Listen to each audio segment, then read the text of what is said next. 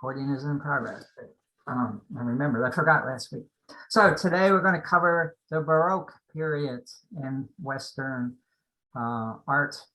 And it's a sprawling period that it's started roughly early 1600s. There's no clear demarcation. The Renaissance the late Renaissance kind of segued into the early Baroque, and then all the 17th century, all the 1600s, and then right up to around 1740s, given the cutoff date. Although the Rococo period, which is kind of the post, extended a little bit further. So you're talking about 150, 167 years. There's no, and then there was a revival in the late 19th century of Baroque art. Many great artists and all styles, and it flourished throughout Europe. And it wasn't just painting. Of course, it was sculpture, architecture, furniture, theater, all the arts, everything were influenced by this principles or style that goes along with the Baroque. And, the Baroque kind of has a bad name, like, oh, it's Baroque, it's like excessive or overly ornate or gaudy, that's how they got could grade it but actually some of the most amazing, incredible art that's ever created, and some of the greatest masters were Baroque artists, and we'll cover a couple of those today. And also, but it's characterized, well, let's look at the Wikipedia, it's characterized, it's like the Renaissance on steroids in a way, it's like, or just all these bright colors. And they had access to colors that were extremely bright, and drama, drawing on Caravaggio's work. Most of the topics were historical, were either the mythology, Greek myths, Roman myths, also Bible stories. It was painting Bible stories, and it was meant to elevate man beyond his everyday life into these realms of the gods and goddesses, or the apostles, or Jesus, and done in a very dramatic way. So, and very colorfully done, and really powerful compositions with sharp contrasts. And usually with the myths, they would capture some key moment, of in the myth that epitomized the whole myth. So, So I got to let's see, share screen. Okay, let's go do that. Share sound, and then share. All right, we're good. Can you see that now? The Wikipedia page. All right, good. So let's cover the top part of it. I gotta move this thing over here.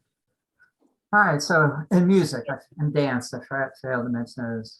Architecture, music, dance, painting, sculpture, from the early 17th century, which is the early 1600s, to around 1740s, and all over Europe, and it followed the Renaissance art and Mannerism, and then the movement right at the end of the Baroque was the Rococo. It used to be called the late Baroque. So. And then art moved into more restrained neoclassical styles in the late 1700s, 1800s. All right, the Baroque was encouraged by the Catholic Church as a means to counter the simplicity and austerity of Protestant architecture, art, and music. Right? They, when the Protestant Reformation came about in Northern Europe, they would break into these Catholic churches with their ornate, all their statues and paintings, and just break the statues, smash them, cut the paintings, and just keep it simple as possible. Get away from all the papal influence, papal excesses. All right. So the Baroque style used contrast, movement, exuberant detail, deep color, grandeur. That's a good word for it. And surprise to achieve a sense of awe. I like the sense that captures the essence of it right there. So it began at the start of the 17th century in Rome and Italy, and then spread to France, Northern Italy, Spain, Portugal, Austria, Southern Germany, Russia. And by the 1730s, it had become more and more flamboyant. And that's when it's called Rococo. And that's when there was a reaction against the excesses and the flamboyance. It just became it became like a mannerism It didn't decadent. It didn't have the real spirit or the psychological depth or spiritual depth that the best of it did.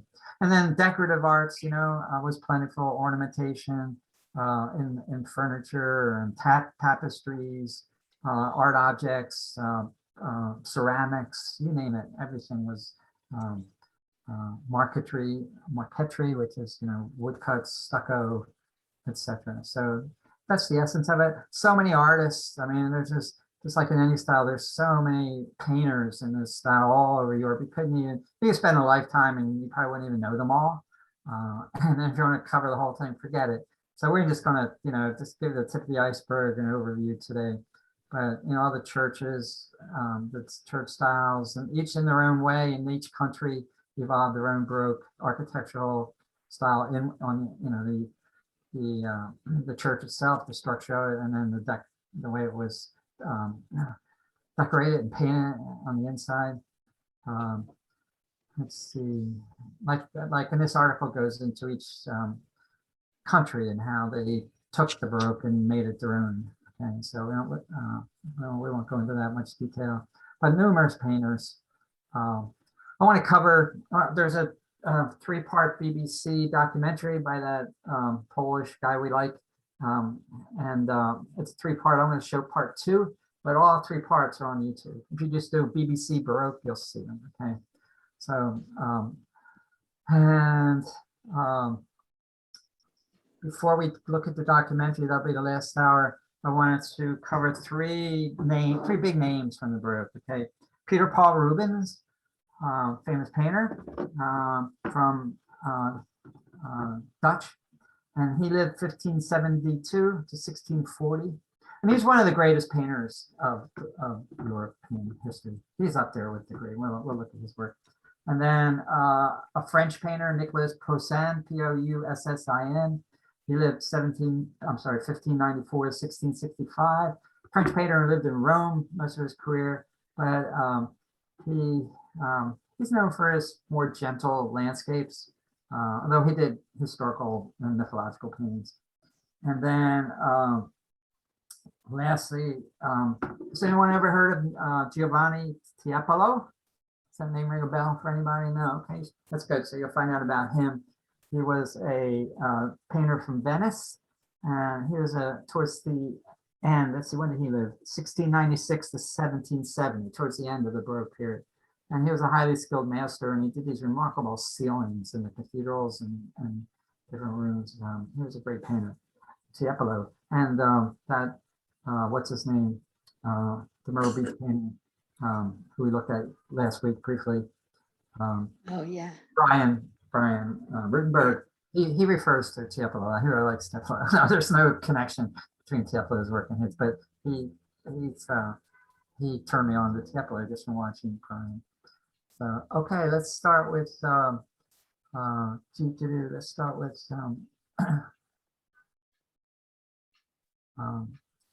Peter Paul Rubens.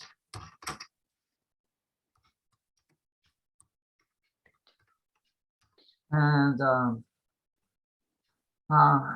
he was older than Rembrandt, but Rembrandt was very influenced by him. They were both Dutch, from Holland, and Rubens was at the height of his fame and career when Rembrandt was just getting started.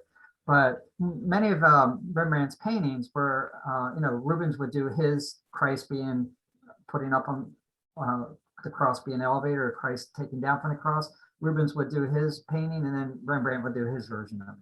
And Rembrandt did a little bit like Picasso and Matisse. I think they must have met. I'm not too sure, but he was a big influence on Rembrandt. So, and he was an amazing person. He was he was a virtuoso painter, but he was awesome, and he was so well known throughout Europe that all the royal courts wanted him to do portraits of the royal families, and he had so much work, and he was very gracious. He knew how to operate at that level with these aristocrats and kings and queens, and he actually was given charges to be a diplomat. He negotiated some peace settlements between Spain and France, and yeah, and so very unusual for someone to be an artist, but also a diplomat. Very intelligent person. He was liked by everybody.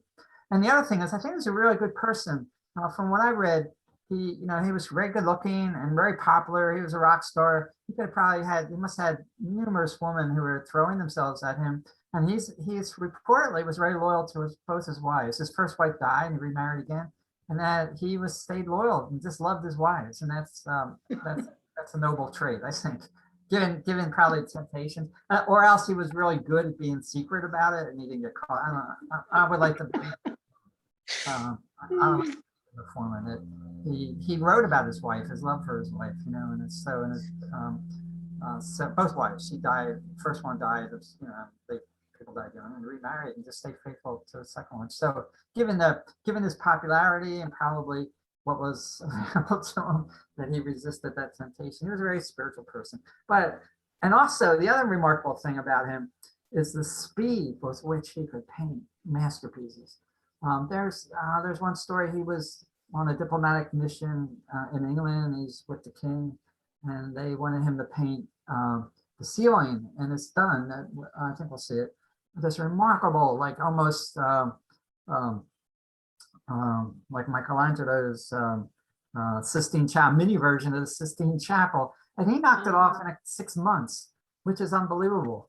I mean, he could do these. He worked really quickly, but with the utmost virtuosity, and so amazing. And a whole vast genre of paintings. He did so many royal portraits and historical paintings, landscapes, you name it. There was nothing he couldn't do. Christian paintings. So definitely one of the greatest artists who ever lived in Western European history. So yeah, and also he says here he's considered the most influential artist of the Flemish Baroque. Rubens' highly charged compositions reference erudite aspects of classical and Christian history. His unique and immensely popular Baroque style emphasized movement, color, sensuality, which followed the immediate dramatic artistic style of the Counter-Reformation. And he's known for his nudes. There's a modern feminist criticized the nudes are feminine, passive, and sex objects, and they say, well, it's just Baroque pornography, that men, that's the only way they could see naked women. And the men are portrayed with very muscular, and the women are very passive, sex kittens. But they were like Renoir, they're just beautifully painted. So anyway, he did a lot of those. That's what I'm saying. A lot of female nudes that are put into the mythology and the historical context. They were just like nudes painting, one nude painting. They're all within a dramatic context. History paintings. Let's see. There's a prolific designer of cartoons for the Flemish tapestry workshop. So they had to do the drawings before they did the tapestry. He provided them, and also covers for books. Okay. He ran a workshop, produced paintings popular with nobility. He was an art collector. He was a humanist scholar. He was a diplomat who was knighted by the King of Spain, the most powerful king in Europe at the time, Charles I of England. He was so really unusual in talent. Unusual guy. He wrote a book with illustrations of the palaces of Germany. Rubens, he was an avid art collector, one of the largest collections of art and books in Antwerp. He was also an art dealer, and is known to have sold an important number of art objects. Right. And he was the last major artist to make consistent use of wooden pallets as a support medium, even for very large work. That's interesting. But he also used canvas as well. So he sometimes painted on slate to reduce reflection problems, which is interesting. And I think I've got a couple short videos, but let's see what's here on Wikipedia, some of his works. That's him, I guess, self-portrait. Guess that's his signature. What's this? All right, so he was an architect too, just a little thing you do on the side. So that's an excellent architect. It has a kind of a medieval kind of look to it. Here we go, he gets into his drama.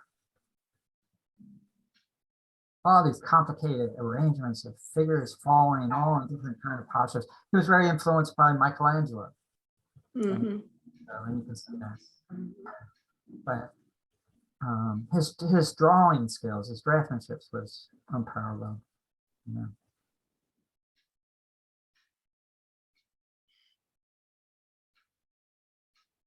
Royal couple. It's like newlyweds, you know, early marriage. Christ being taken down from the cross is a famous painting. And Rembrandt did his version of this when he saw it. I said, well, I can do that too. I can do it my way. But the drama of it and then the composition, you know, it's that red. He liked red. There's always one figure that had bold red. I think red's his favorite color.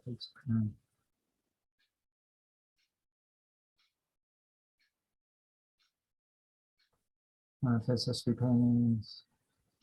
What is this? 1615. Queen of France, you know. Imagine getting a commission to paint the Queen of France, right? You better do it well. And he did. They were happy. It's Adam and Eve.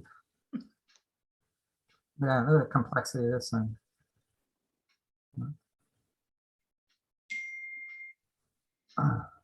Lots of golden light, you know, just very, but red, you know, and there's colors, but there's the red. You see it throughout his paintings.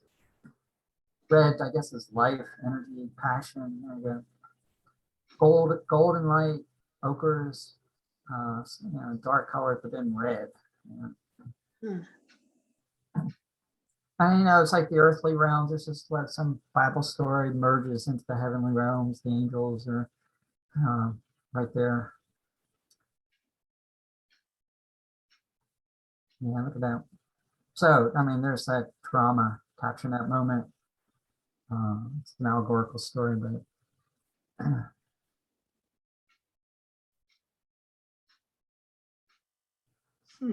yeah, look at the lighting, rather than Caravaggio type lighting.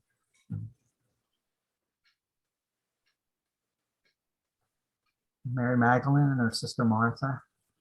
Oh my God. Look at that. The red. Beautiful, isn't it? I don't know what she's looking at. Is that a vision of some kind? You know, here's one of the dukes. Had to make him look really impressive. Yeah, a little bit. Yeah. There you go. Here's his nudes. You know, Greek mythology.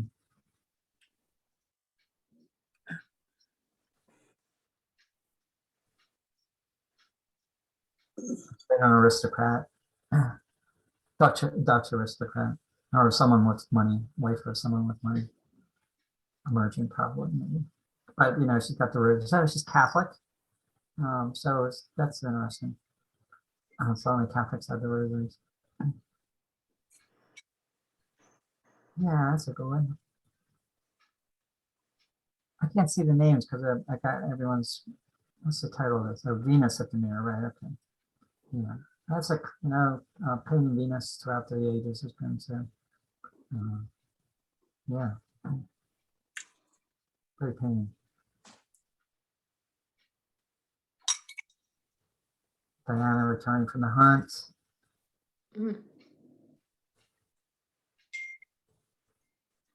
The rape of the daughters of Eusebius.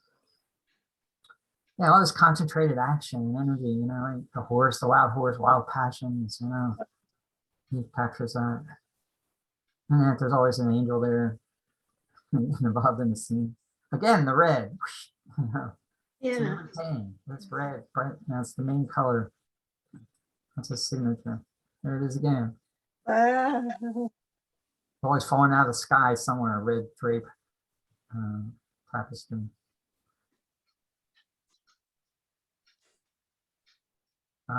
King Philip, this is the most powerful man in the world at the time. So, you know, he got a commission to do this.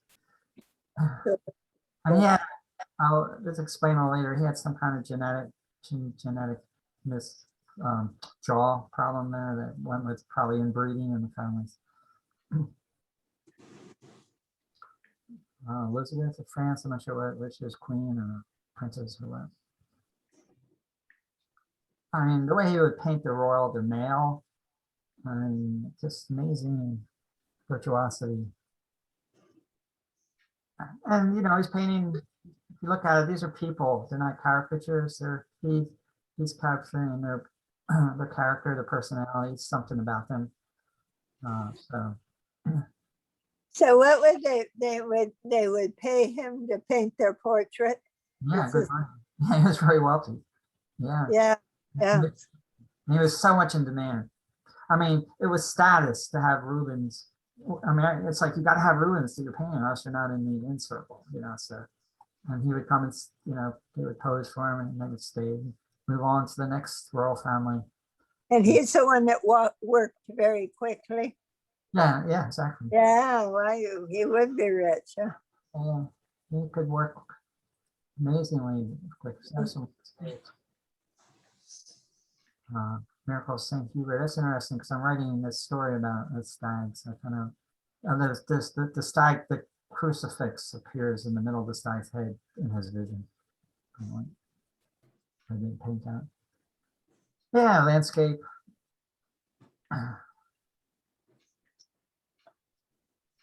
And this is his home. He retired towards the end. They bought a villa with a beautiful vista. I don't know, somewhere in.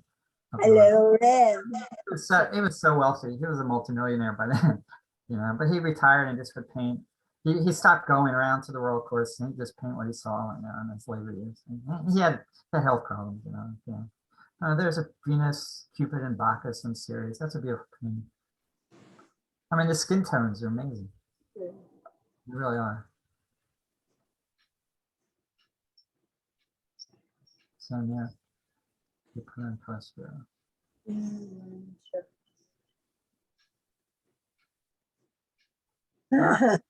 Yeah, so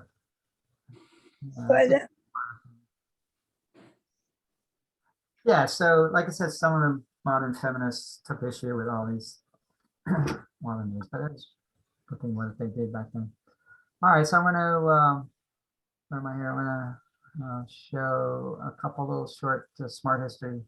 I wanted to see that one Pythagoras. Which one? Trying to sell vegetarianism. You went so quickly, I didn't get a chance. Was it back a few paintings? Yeah, yeah. There it is. Oh, Pythagoras advocating vegetarianism. That's interesting. Yeah, right. Wow. Look at all the vegetables there, right? All right. That's good. All right, so let's look at this couple of Is that why he invented the Reuben sandwich? yeah, there you go. Must have been sandwich. Got it. Very little red. Very little red there. There's red in there. This is 8 minutes, this one.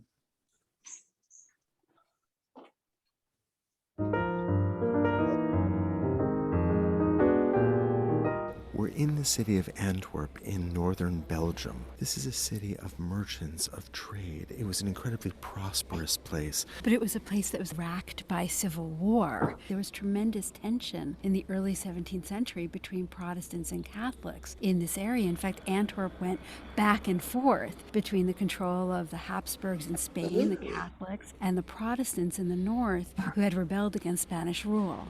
And this wasn't just a tug of war over religious ideas. There was real violence. And we're looking at a painting by Rubens that dates to just when a truce was signed. This is a painting that is made to help cement Catholic ideology during a period that we call the Counter-Reformation. Churches are places that are dense with images. In the Reformation and Counter-Reformation, one of the key issues of contention is the use of images. During this period, there were waves of iconoclasm. In this whole region, people went into churches and destroyed images. That's what iconoclasm means. It means to break images. And there's Very little left, in fact, from the Northern Renaissance in this area, precisely because images were destroyed. So Rubens is painting this altarpiece at a moment that is important for two reasons. One, he's just returned from Italy, and so he's absorbed the lessons of the Italian Renaissance, the Italian Baroque, and classical antiquity. And the other reason this is key is that there was a truce that had just been signed with the Dutch provinces in the north, and so Antwerp was coming into its own again. There was a period of about a dozen years of peace and prosperity. When churches were being rebuilt, and there was a real opportunity for large-scale commissions. Right, by the wealthy merchants of Antwerp. So let's take a look at the painting itself, because I think within the painting we see these issues played out. Now, this is a triptych, a tradition of painting that goes back to the medieval, and it's probably not what Rubens wanted to paint, but this is what his commission called for. A triptych is a painting that's divided into three parts. One where usually there was Madonna and Child in the center, saints on either side, but Rubens wanted to paint one scene of the elevation of the cross. And we see that in the center panel, but we also see it continuing out in the side panels. It's as if he's painting a single image, but he's painting it on three panels. The central panel is stunning. We see this massive representation of Christ being raised up on the cross by men who are so muscular, they remind us of the figures that Michelangelo painted on the ceiling of the Sistine Chapel, but they're almost even more overblown than that. They almost look like circus strongmen. They do, and I think that Rubens is doing that, especially with that figure in the center that's lifting up Christ on the cross, to suggest the brutality of these figures, that all they are is brute physical force. But the physicality is also important, because one of the main concerns of the Catholics had to do with the ritual of the Eucharist, the ritual where the bread and the wine are turned into the actual flesh and blood of Christ, according to the Catholic tradition. During the sacrament of the Eucharist. And certain sects of Protestants denied this. And so we have this representation of Christ as this physical present figure. This is not a spiritual representation in the medieval sense. This man weighs a lot. This is the moment of the sacrifice. This is the moment that's critical for the Eucharist. This is the moment when Christ sheds his blood for the sins of mankind. What's important for me is this notion that the physicality of Christ is important to Rubens and to his culture at this moment during the Counter-Reformation, when the Catholics are responding to the threat of the Protestants. This is a little more than half a century after the Council of Trent, when the Catholic Church in Rome has reaffirmed exactly that doctrine of the Eucharist, which had been questioned by the Protestants. Now, we've been talking about Rubens having been influenced by the Italians, and that's clear, but he's also still a northern painter, and you can see that in his attention to detail. Italians were creating these brilliant images of the human body in complex poses, but it's the northerners coming out of a miniaturist tradition that are really interested in the specificity, for instance, of the foliage of the tree in the upper right, or the coat of the dog in the lower left, or the brilliant shine of the armor. So we have this combination of the northern tradition, the tradition coming out of Van Eyck and Roger van der Weyden, and the Italian tradition, and to be more specific, not just Michelangelo, but also the Baroque tradition of Caravaggio. We see that in the strong contrast of light and dark. We could also say that Rubens is incorporating the ancient Greek and Roman sculpture that he studied when he was in Rome. So that sense of the articulation of the muscles that you see in Hellenistic sculptures like the Laocoon, which Rubens copied, or the Farnese Hercules, which he also copied. The thing that is the most obvious part of this composition, though, is that diagonal line that recedes back in space. And that it is such an exemplar of the Baroque tradition because of the drama that it produces. It creates a very active composition where our eye wants to shoot back from the lower right corner into the distant upper left. It almost seems to me like we have this list of verbs, because everything is in motion. So we have pulling, lifting, pushing, straining. Everything is in process. And in fact, we're not even sure of the outcome. Christ and the lumber of the cross itself seem so massive and so heavy that even these huge brutish men may not be able to successfully lift him. And it's being lifted into our space in typical Baroque fashion. Everything is happening very close to us. We get a landscape, just some blue sky on the right, but everything is incredibly close to us. We almost feel like we could reach out and help. We're almost complicit here. But it's important to remember remember that the painting wasn't originally here. It's in a church that was destroyed, and it was originally at the top of quite a number of steps, and above it was an image of God the Father, which is one of the reasons we think that Christ is looking upward. According to the Gospels, Christ looks up and says, "Forgive them, Father, for they know not what they do." Along with the image of God the Father at the top were angels and an image of a pelican. Pelicans, going back to the medieval tradition, were thought to have pecked at their own breast in order to draw blood to feed to their young if they were hungry. Emphasizing this idea of sacrifice. So it's important to remember we were intended to look up at this altarpiece. Well, the size that it is now is enormous. It's more than 15 feet wide by more than 11 feet high. And it would have been over the main altar in the Church of St. Walpurgis. Now, the wings hold different scenes. On the right, we see this amazing foreshortened horse ridden by a Roman authority,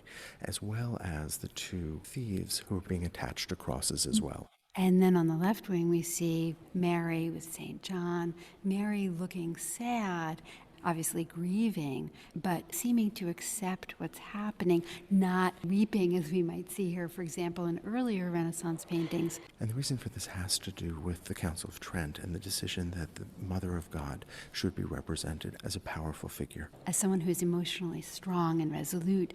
On the outer sides of the wings, and remember this is a triptych, so those wings can close, we see four saints, one of whom is associated with the original church, St. Walpurgis, as well as angels above. So this is an incredibly interesting moment in Rubens' career. He's returned from Italy. He's about to embark on so many commissions that he can't keep up with them himself. He settles here in Antwerp. He establishes a large studio with numerous assistants, and because of the enormous number of commissions, he establishes almost a factory that turns out altarpieces, mythological paintings, and portraits for various patrons. That idea of the Counter-Reformation of the Baroque style, involving the viewer, getting to us emotionally and physically, reawakening spirituality at this time when the church is contested. And doing it all on a grand scale.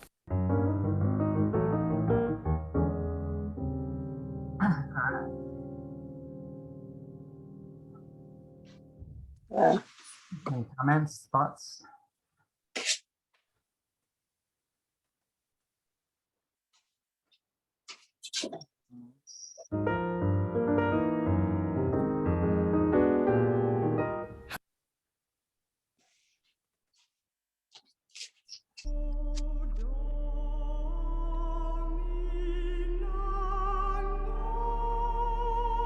Rubens was great because he was never merely tasteful.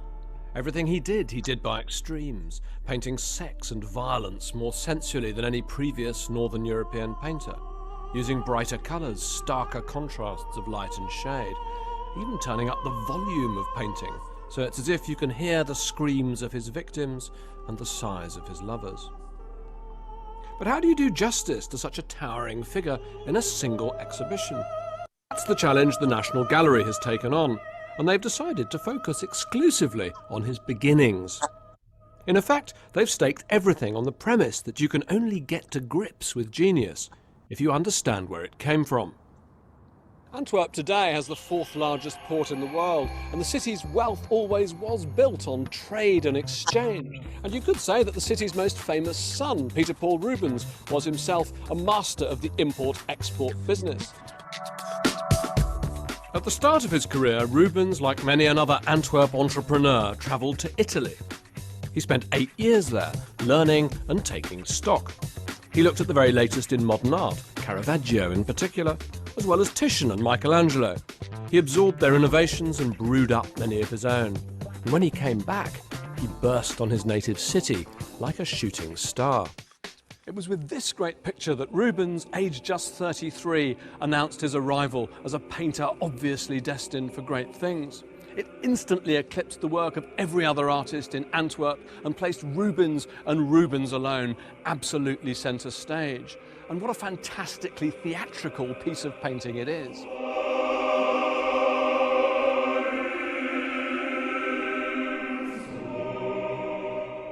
The subject is the raising of Christ's body on the cross, a moment of sheer physical drama. You've got this diagonal, thrusting diagonal that brings the body of Christ up into the center of the picture. It's as if everything revolves around that. And you can feel the weight of his body. You can feel it in the efforts of these huge muscled executioners as they pull the cross into place. The sheer struggle of trying to crucify a man is something that Rubens brilliantly expresses. It draws you, the viewer, towards it too, so that you feel drawn in and forced to question what your response would have been to his crucifixion had you been there at this freeze-framed moment. I think we shouldn't underestimate the impact of its sheer scale. It's an enormous picture, 21 feet across, 15 feet high. Almost nothing like it had been seen in Northern Europe before. So much energy, so much life, so much colour, so much muscular force. Everything that would make Rubens Rubens is contained in this fantastic picture.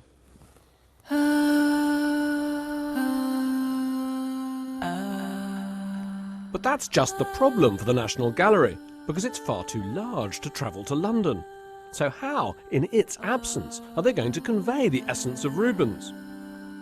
One resource they can call on is a mass of extraordinary drawings, which vividly convey his tactile embrace of the human body, the way he looks at it more like a sculptor than a painter, as something you can touch, as well as just see. Also on show will be some of his most brilliant easel paintings, like Samson and Delilah, the dark tale of a man undone by his own lust, which points to the other side of Rubens's genius, his profound, uneasy humanity. Rubens's family had very close links with this, the festive and civic centre of Antwerp, a site associated with the memory of a great trauma, because in 1576, the year before Rubens was born, the Spanish invaded the city and they burnt the town hall to the ground.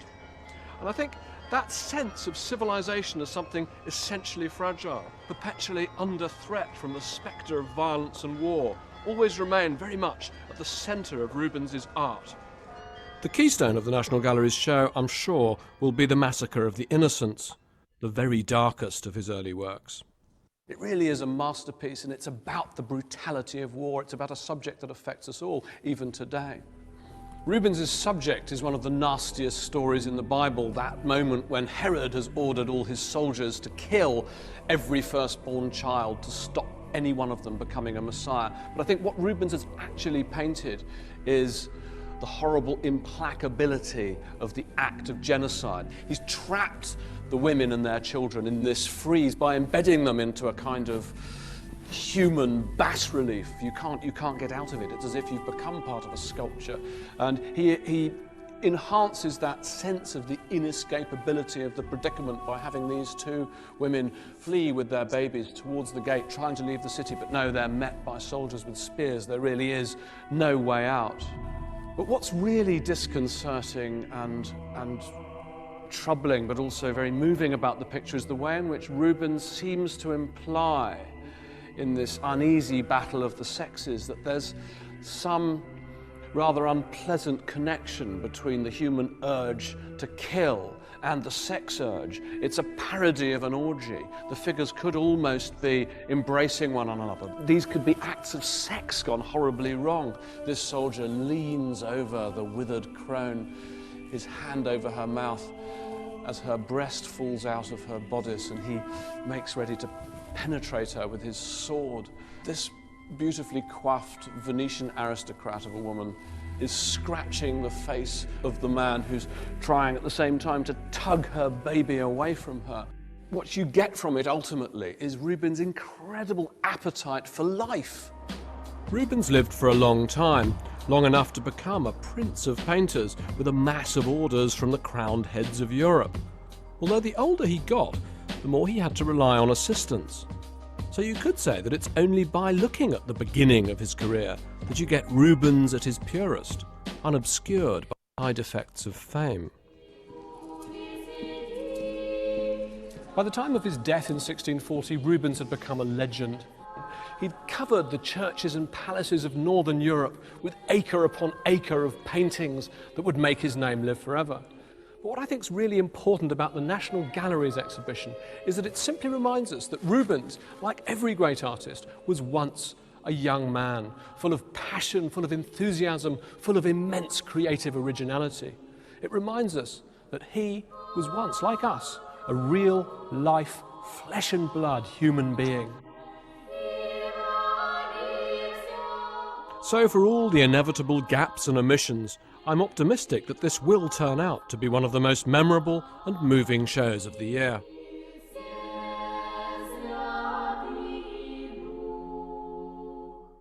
Rubens, a master in the making, opens at the National Gallery in London on October the 26th, and it runs until January the 1st. All right. Let's see, I want to skip Poussin. I think I always plan too much. I'm going to jump ahead to Tiepolo, okay?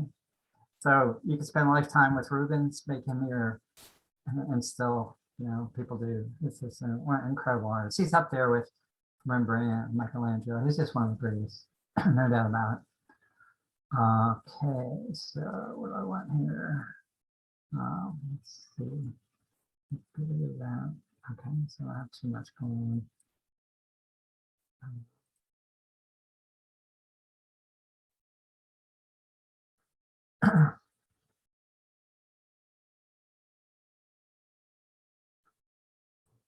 Wikipedia.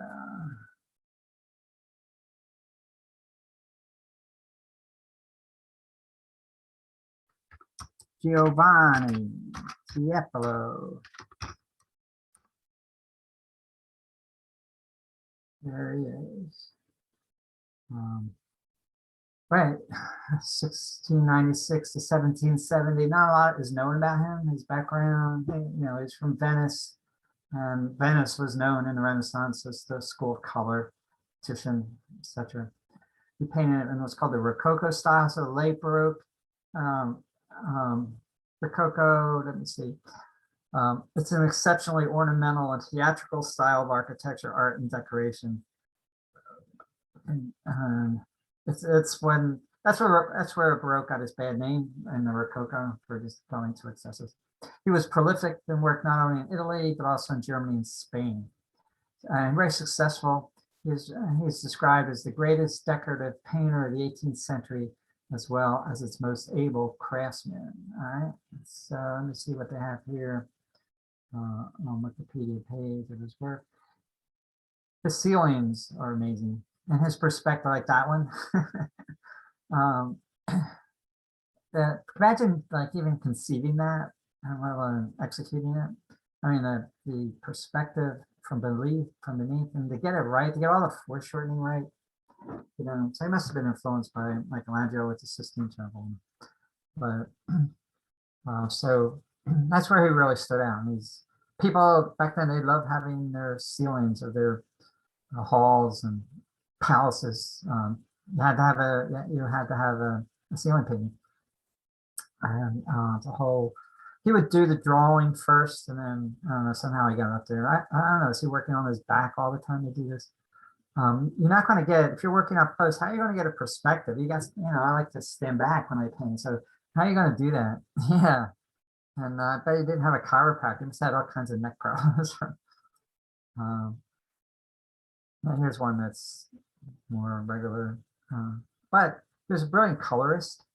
You can see. Probably more color in it than variety of color than Rubens. Oranges, yellows, blues.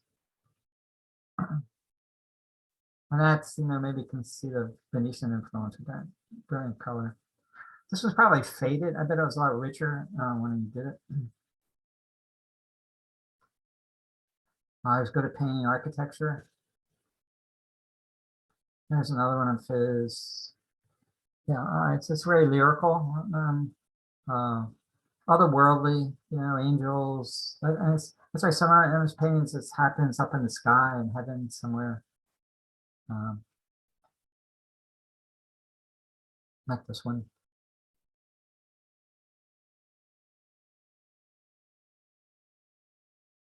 This one. Yeah, this is a remarkable painting. And just the composition, you know, the zigzag, the eye just goes up and out. The horizontal, the diagonals with the clouds, get them all working together.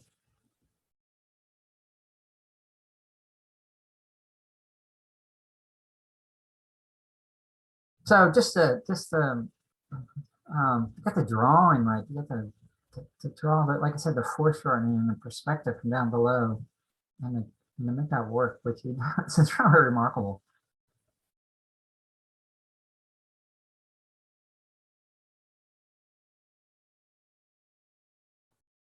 Immaculate Conception is so good. Immaculate Conception. Yeah. That's a completely original way of doing it.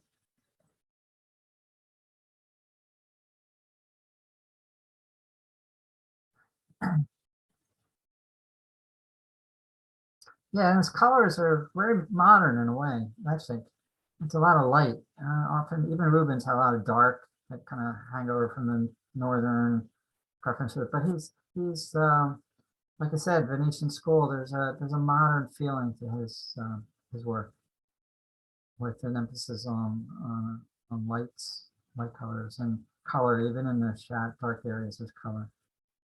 And I think he influenced. I think I read he influenced Cezanne. Probably some of the other impressionists. He was an influence. I know about him.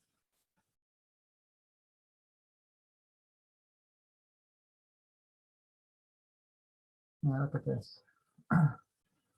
Everything's happening up in the sky and the heavens.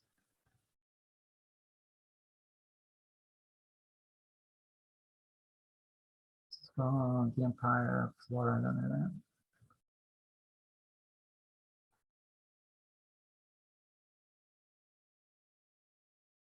That's a ceiling. So imagine that. Imagine painting that. Yeah, it's incredible.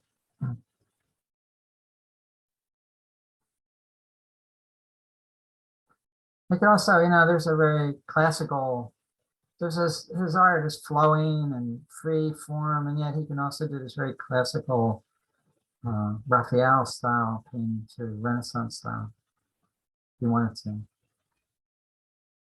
Yeah, that one's brilliant.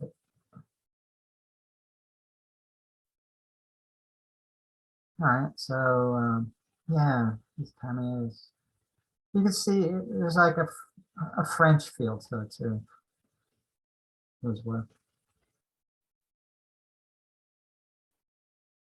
All right, so interesting short documentary here. To the left below, the lost frescoes.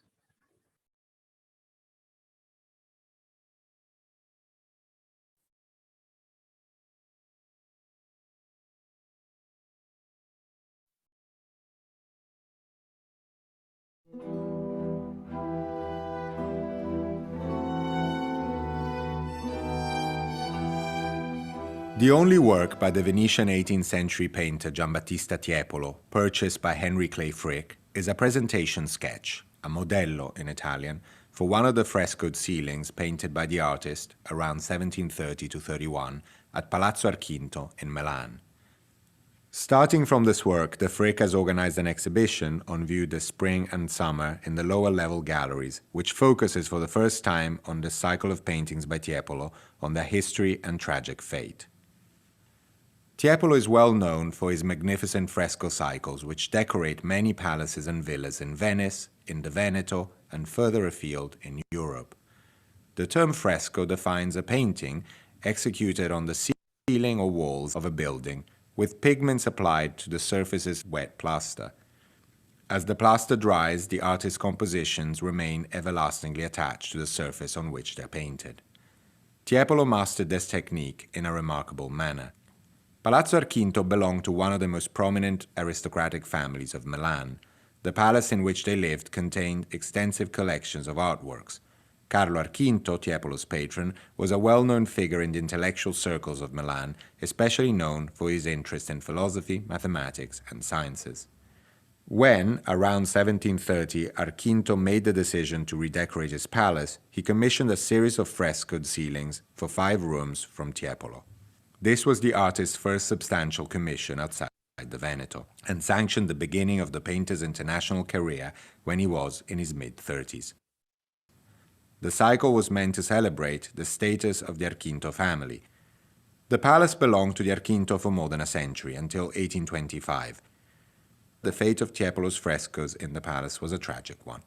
On the night between August 13th, I was gonna say frescoes are more difficult to do than a painting because you got to get it, you got to work quickly because the plaster is drying and there's only a window when it's the best time to do it, when it's not too wet or not too dry, and you got to work quickly to get it in. So there's that constraint, and I think it's hard to, if you make a mistake or a big mistake, what do? You know, it's almost like watercolor in that sense. It's more challenging, and so it makes it even more remarkable that these are fresco ceilings.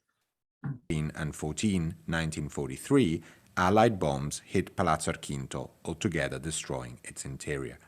The Tiepolo frescoes were completely obliterated.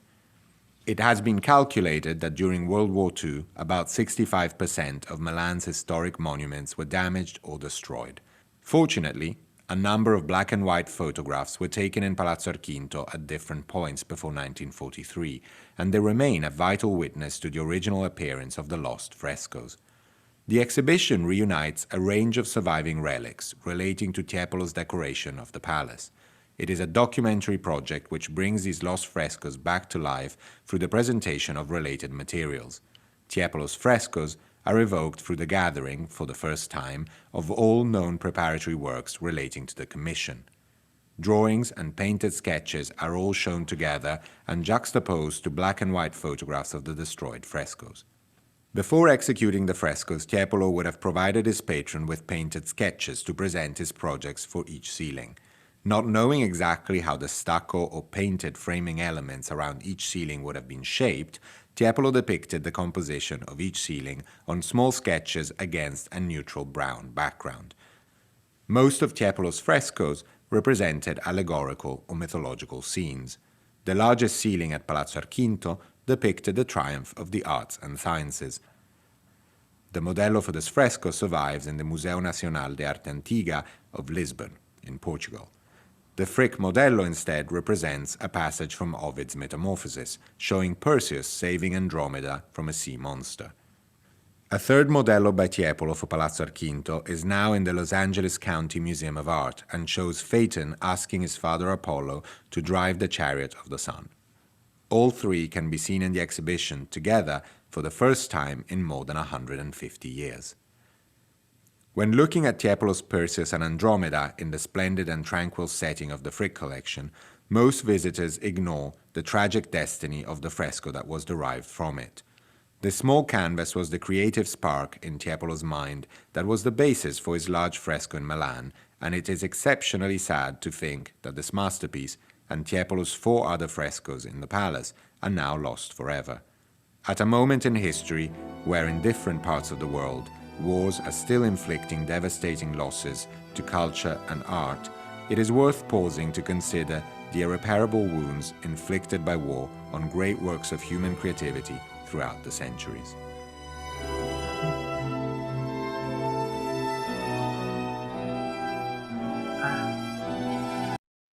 Yes, so not many people, the average person doesn't know about Tiepolo, but certainly one of the great masters of the late Baroque. And then there's actually, I have an interesting, I'm finding here on Poussin about how the way he worked using little heater, creating mini heaters. Let me see if I can find it. It's so funny. I thought he did it with pasta. I didn't hear plaster. Oh, pasta, right, there you go. All right, so inside Poussin's box. So he was a Baroque painter, but he used, you'll see, it's really fascinating what he did. It's self-explanatory. The reason for making the box is because Poussin used to try to make the composition as a little stage set first, and then make the drawings. The box is made out of sweet chestnut. There's an eye hole at one end, and then there's 2 sliding doors on either side with brass plates over them, and then one on the rooftop as well. So that acts as the lighting, the kind of stage lighting. I'm Sian Lewis. I'm an artist. I worked with the fabric, the use of silk as clothing for the models. The natural thing to do was to wet it, because of course it was quite sort of stiff really to start off with, and applied it to the models. As it was drying, I could manipulate the folds into the right place, pin them very lightly, and as the silk dried, it would hold in place. All of the figures are made out of beeswax, but also there's about 25% pine resin, and it makes it just slightly stiffer and more plastic to work with. And so the idea of Poussin having quite a lot of figures, you can quite easily introduce new characters in, warm them up in your hands, manipulate them. And so the trial and error process of modelling and trying new compositions is very quick. So when we were setting up the figures, introducing them onto the board one by one to build up the scene. That was one of the fun things, is actually deciding who's important and who's less important, and then progressively taking away those figures. Yeah, and the dynamics between the figures became more potent as the figures got less and less. It became, I don't know, very poignant. But when it works perfectly is when you have it near a window. Then suddenly you get this beautiful raking light. You'd have direct sunlight coming in. Then you get uplighting, which had this wonderful reflective kind of glow that would lift up their faces. And suddenly there's another level of manipulation. In a way, it's kind of proving how useful a tool it is to create all these different atmospheres. It's a great tool to be able to control light in a space to create a dramatic effect. And there was a lovely thing that's described Poussin using a stick to manipulate the cloth inside. And I was thinking, is that right? You know, why would you use a stick when you can just take the top off and you can start moving the figures around yourself? And then there was one moment where I'm looking through the eye hole and I needed to change the drapery. So I got a screwdriver and started pushing through the side. That's why, This is why. This is how, because you need to be able to look at it and observe it and move it all at the same time. So this is the machine really which makes everything else happen afterwards, without having to commit to lots and lots and lots of drawings. And until you're met with the challenge of trying to reproduce the scene, it is academic. As much as you try and think and kind of intellectualize how things are used, until you actually use them, it doesn't really mean that much. There's the painting.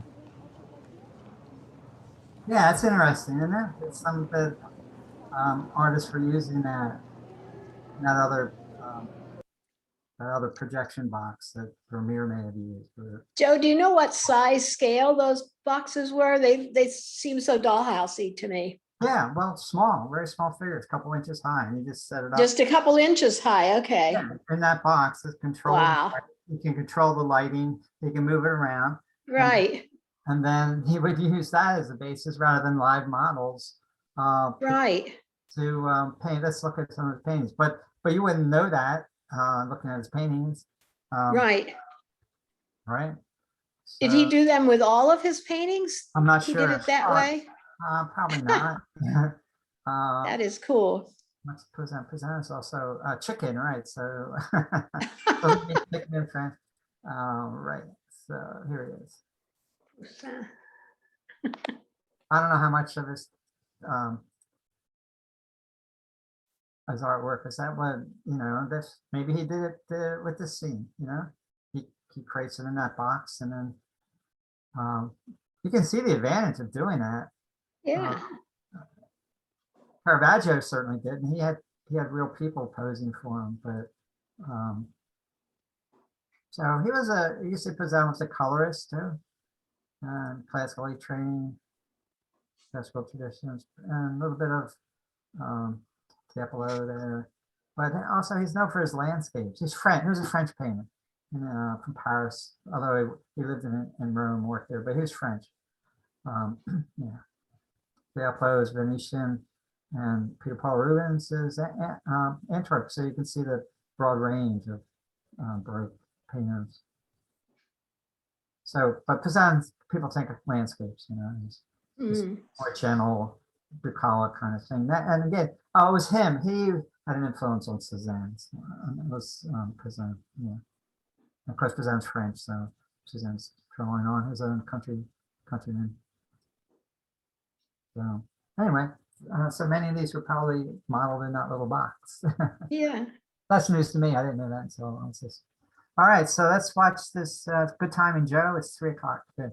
So we'll watch this documentary, which is part 2 of the 3-part BBC Baroque documentary on Baroque. And he covers the last one is focusing on England, and the first one is the beginnings in Italy, and the second one, this one, I think is more all over the place. So what do we got here? I didn't go far enough. Get out of here. Broke from St. Peter to St. Paul's, part 2. Here we go. Start at the beginning.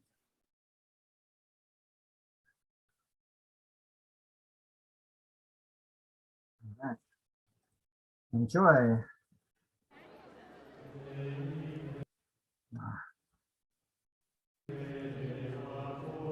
I have the volume up as well as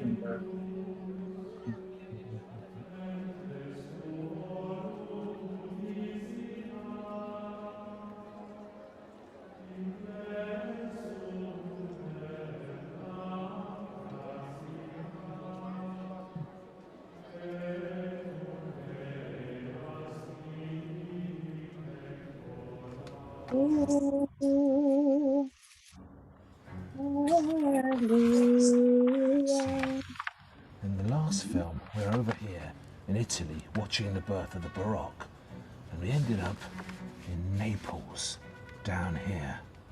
Naples was a Spanish colony, and that means the next stage of our journey is over here in Spain.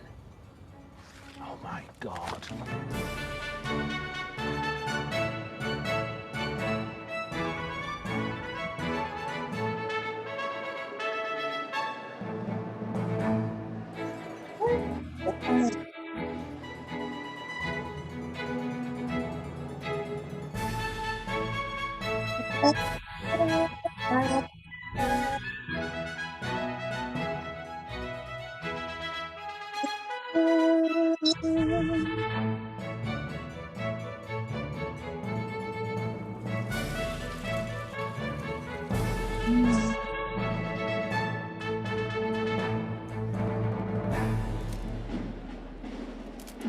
One of the chief reasons why the Baroque was as successful as it was, why it became the first global art movement, was because it was so damn adaptable.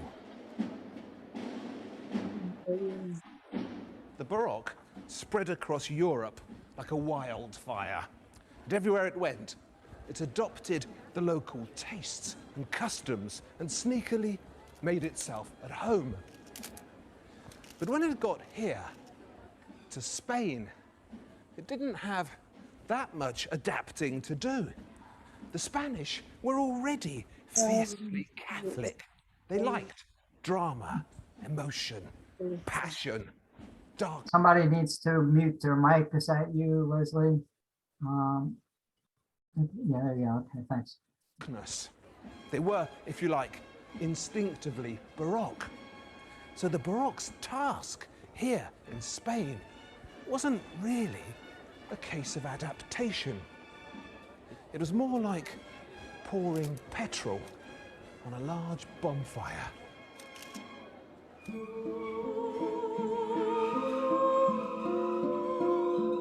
The Spanish Baroque was hardcore. The most fiercely Catholic the Baroque became. Some of its sights will turn your stomach and appall you. But the Baroque was a war, remember, a battle for your heart, deliberately started by the Counter-Reformation. And in times of war, anything goes.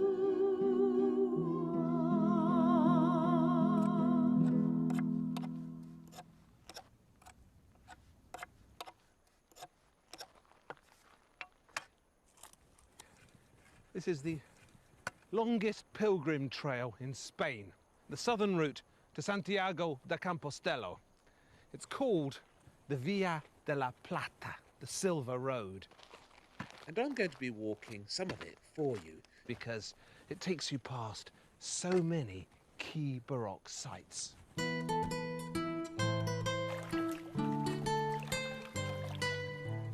first stop I want to make is that lovely tower shimmering on the horizon. Seville, the start of the Via della Plata.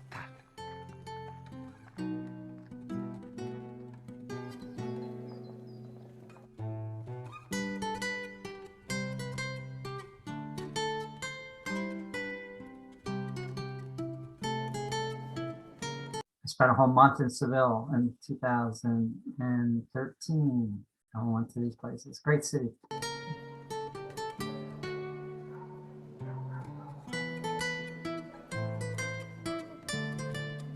This is a cultural hotspot, if ever there was one. The old Jewish quarter in Seville. Can you feel the cultural potency bubbling up in this place? Ooh. This is where Rossini's famous opera, The Barber of Seville, is set, and also Mozart's Marriage of Figaro.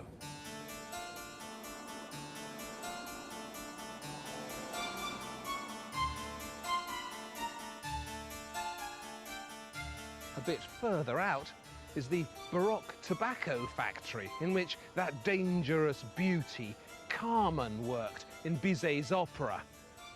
What a grand building for a tobacco factory. What a perfect building for an opera.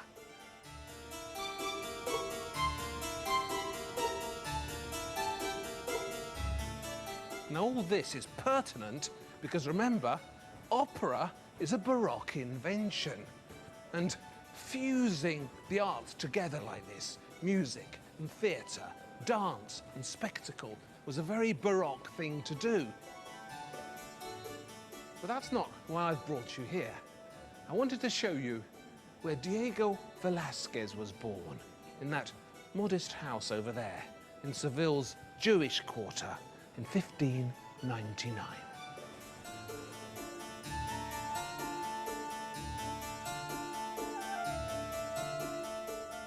Velázquez, Spain's greatest Baroque artist, would later pass himself off as a man of aristocratic bearing.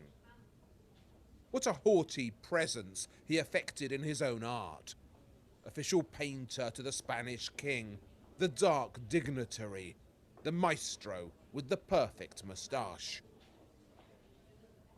But some energetic researchers have recently been digging up Velázquez's past, and it's been discovered that he was in fact of Jewish origin.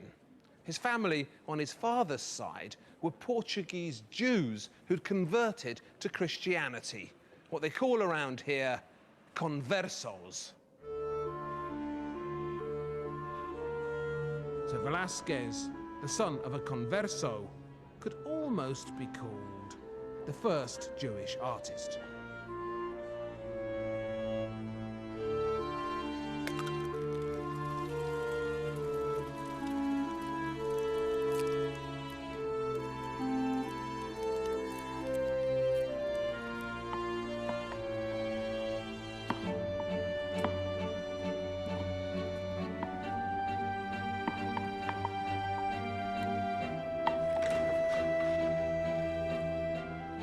The first important paintings that Velázquez produced weren't portrayals of kings or Venuses or popes, but humble and very realistic depictions of ordinary life. They were called bodegons, after the Spanish word bodegón, which means a tavern or eating house. The young Velázquez painted a clutch of these bodegones. They're brilliant things, so atmospheric and tactile. You can hear the eggs sizzling. You can smell the garlic being crushed.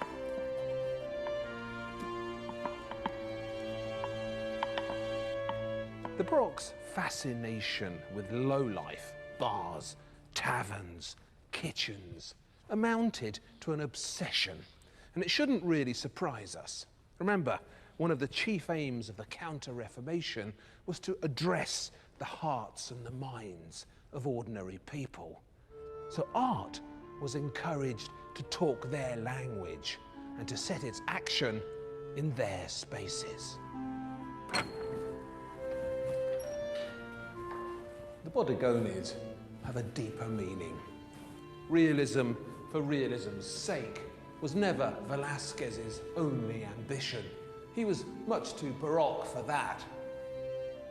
Realism's job in his art is to hook you and pull you in closer till you're close enough to see the painting's real meaning. Look into the background of the great kitchen scene in the house of Martha and Mary, and you'll see that Jesus got here before you. According to the Bible, Jesus came to visit the two sisters, Martha and Mary.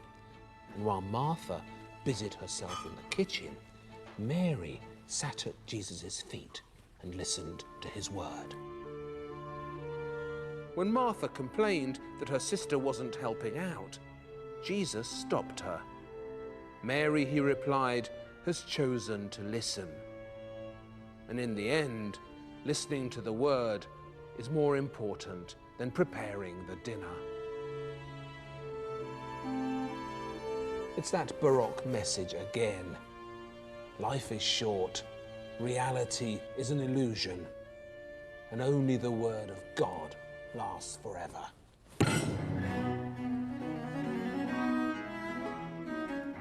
Velázquez was so strikingly talented that when he was 23, he was summoned to Madrid by the king himself, Philip IV, and told to paint the royal portrait. So he left Seville and never really came back. But his new employers were about to discover a splendid Baroque rule. You can take a genius out of the bodega, yes, but you can't take the bodega out of a genius.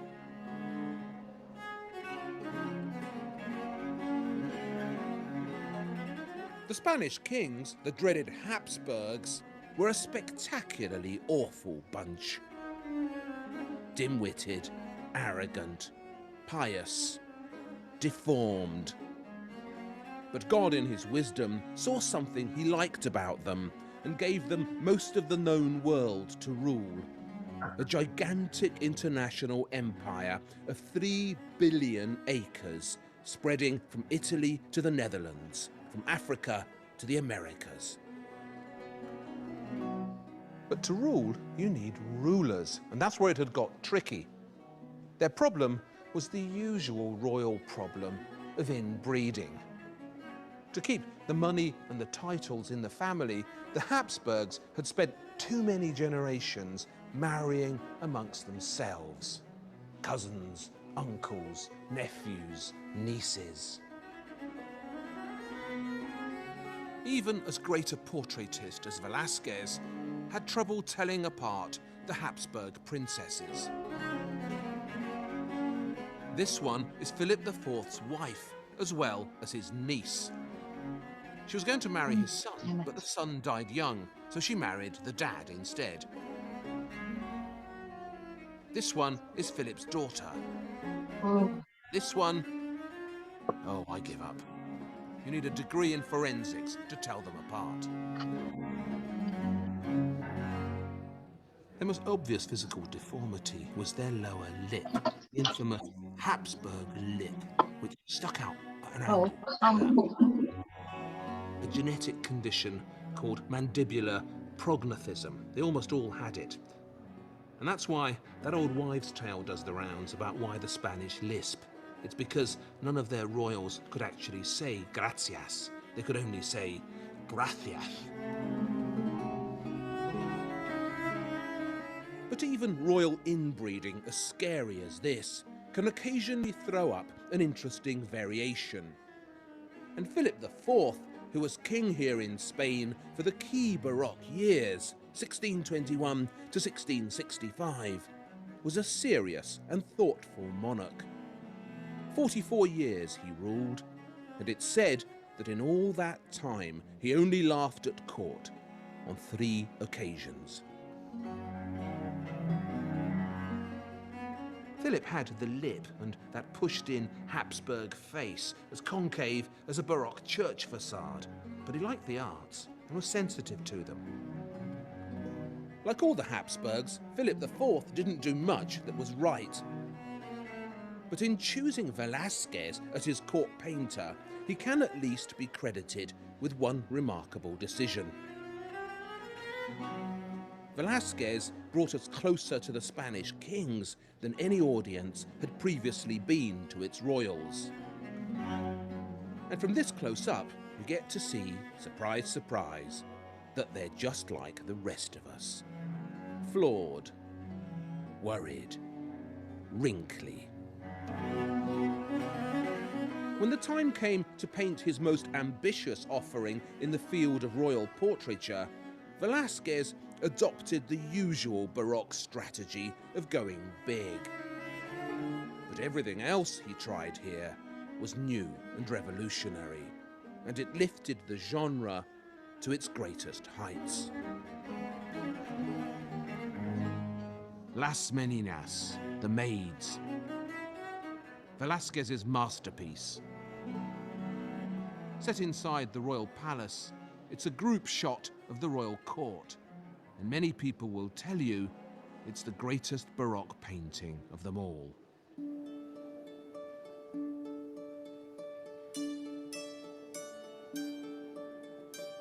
It was painted in 1656, near the end of Velázquez's life. Now, the reason why this picture confuses people so much, I think, is because there is such a huge cast list involved. When you first look at it, you think, oh, what's going on? Who are all these people? So, as a helpful guide to Las Meninas, I'm just going to introduce them all to you. The key figures, of course, are Velázquez himself on the left. He's painting away. In the middle, the Infanta Margarita. She's the 5-year-old daughter of the Spanish king, Philip IV, and his wife, Princess Mariana of Austria. And there in the picture too, reflected at the back, in the mirror at the back of the studio. Now, everybody else who looks after the little princess is also in the foreground. These are her 2 dwarfs on the right. Female dwarf from Germany, Maria Baloba, famous dwarf at the court.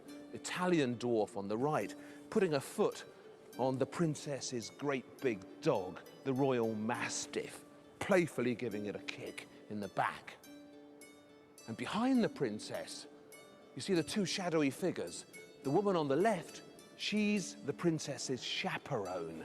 And the figure on the right, that's the princess's bodyguard. So, right at the front of the picture, you've got all the people who look after the princess herself, and Velázquez painting busily away.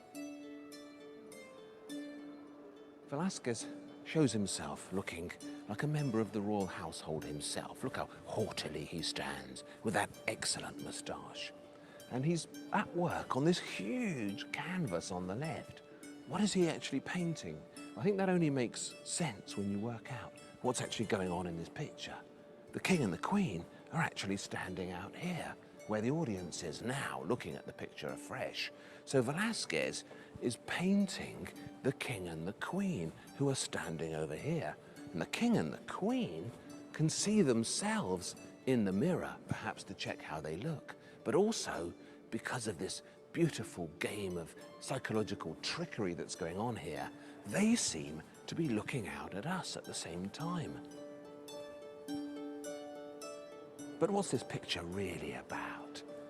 Who is the focus of all this action and all this psychological toing and froing?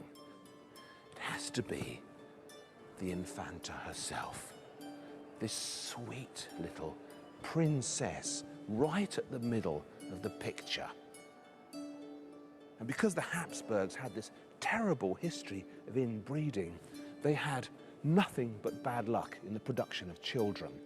And although Philip and Mariana had 5 babies, at the time this picture was painted, only one of them was alive, the Infanta Margarita. princess with her blonde hair and her gorgeous white silk dress is like an angel of deliverance at the center of this black and doomy and intense and psychologically troubling group portrait. She represents all their hopes for the future.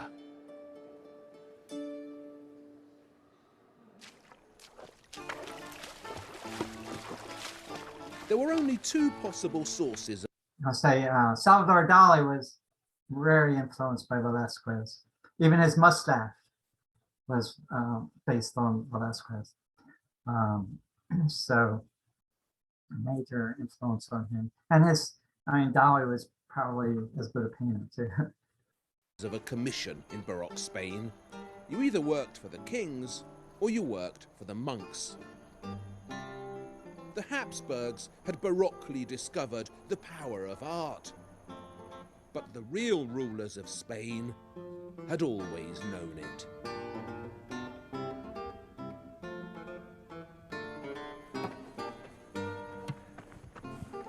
I'm afraid I've got some bad news for you. If you want to understand the Spanish Baroque reasonably well, better than all those around you, then you need to brush up on your religious orders. I know it's not very 21st century, but if you can't tell the difference between the Franciscans and the Dominicans, or the Mercedarians and the Carthusians, then so much of what's going on in so many amazing Spanish Baroque paintings will go over your head. Why, for instance, is he upside down? Why is he writing on himself in blood? Why are they nodding off? And why is he staring so darkly at that? To help you out, I've prepared a handy pilgrim's guide to the Spanish religious orders. You'll thank me for this. This one here, he's a Franciscan. Brown robes, knotted cord for a belt. Franciscan. Sometimes the clothes get more ragged and patched, but they're still Franciscans. He, on the other hand, is a Dominican. Black cowl, white robe, Dominican. Quite often seen in the Americas, converting the Indians, or sometimes whipping off their robes and flagellating themselves. Dominicans. The ones in the black robes are Benedictines. Remember, black robes, Benedictines. They don't appear in art as often as the others. They're the moody, silent ones. So did you get all that? Franciscans, brown. Dominicans, black and white. Benedictines, all black. Now, you're ready for the Spanish Baroque. Now you're ready for Francisco de Zurbarán, Spain's spookiest Baroque artist. He was born here in Fuente de Cantos, the 5th stop on the Via de la Plata. So his understandings were small-town understandings, and his rhythms were the rhythms of the pilgrimage.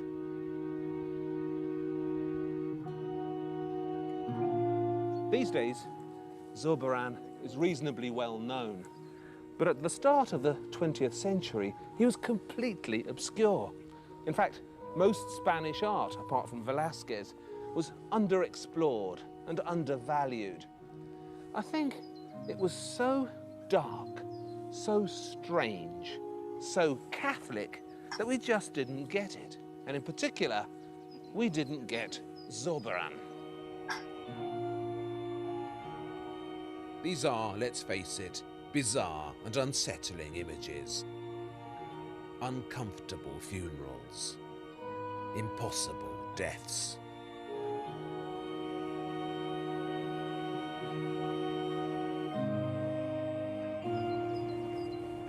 Zorbaran family house on the main square in Fuente de Cantos. It's quite a posh house now. Must have been really posh in the 17th century. Zorbaran's father was a prosperous textile merchant from the north, the Basque country, who moved down here because southern Spain, particularly Andalusia, was experiencing this boom in new religious building, and there was so much money here for the priests and their new outfits. So there's a lot of work for the Zorbarans. Many years later, Francisco de Zorbaran painted a mysterious series of Christian martyrs, beautiful female martyrs, all of whom were dressed in modern clothes. They're some of the most beautifully painted and exciting clothes in 17th century Baroque art. And people said that Zorbaran was using his father's textiles in these paintings, advertising them, using these Christian martyrs just to show off what his dad had for sale.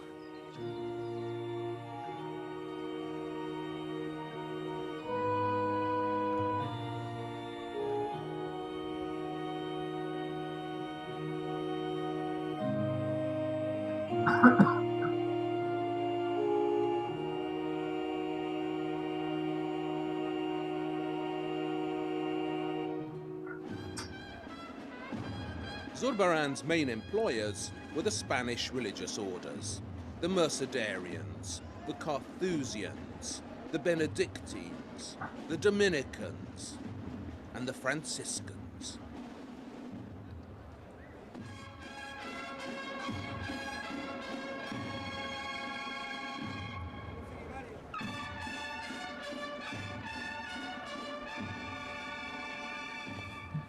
One day, Pope Nicolas V visited Assisi. He wanted to see the crypt where St. Francis was buried. And at 5 in the morning, he went down into the crypt with a band of monks. And all they had with them was torches. And as the torchlight spread around the dark crypt, suddenly they saw St. Francis standing there, 200 years after his death, still as fresh as if he'd just stepped out of a bath, untouched, unblemished, as if time hadn't touched him. Zorbaran went on to do many other things, but monks were his speciality. Monks were where his genius was best expressed. And it's not just the vividness with which he illustrated their uncanny stories, but that sense you get with him that Zorbaran's monks are so convincingly full of God, full of worship, full of thought. No painter has painted human belief as convincingly as this.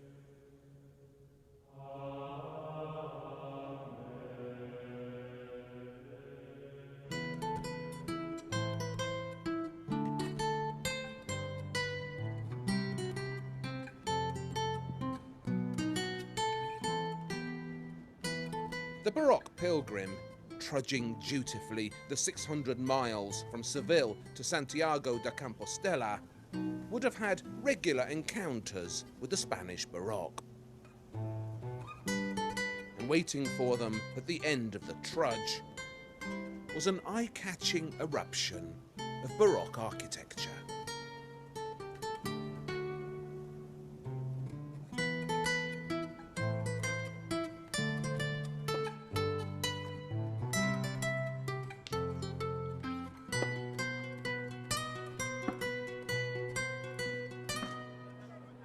You know, Chaucer's Wife of Bath came on the pilgrimage to Santiago. It's been the most famous pilgrimage route in Europe for 1,000 years. But it was the Baroque era that shaped the town itself and gave Santiago de Compostela its memorable and exciting look.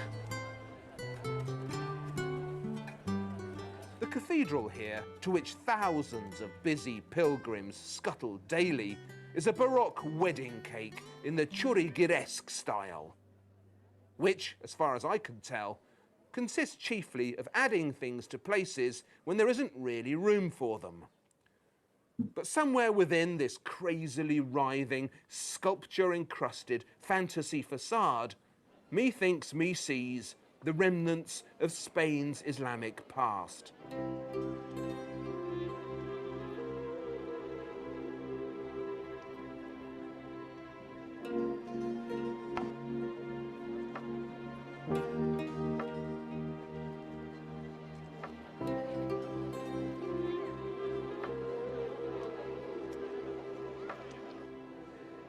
Inside the great pilgrimage church at Santiago, the Baroque's love of glitter has been spectacularly unleashed. Gilt may have driven the Spanish Baroque, but gold was what paid for it. The stupendous wealth of the American colonies was flooding into Spain, and then into the pockets of the Catholic Church, which spent it, as the Catholic Church so often did, on art.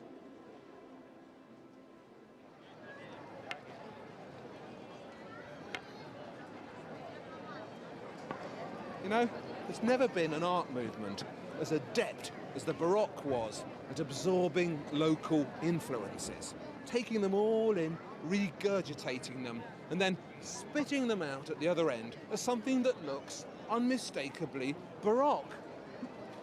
You can't imagine this building in Italy or France or, perish the thought, England. It's obviously from around here, but with all that thrusting and swirling and movement, it's just as obviously Baroque. But there is one huge slab of the world where you can easily imagine this.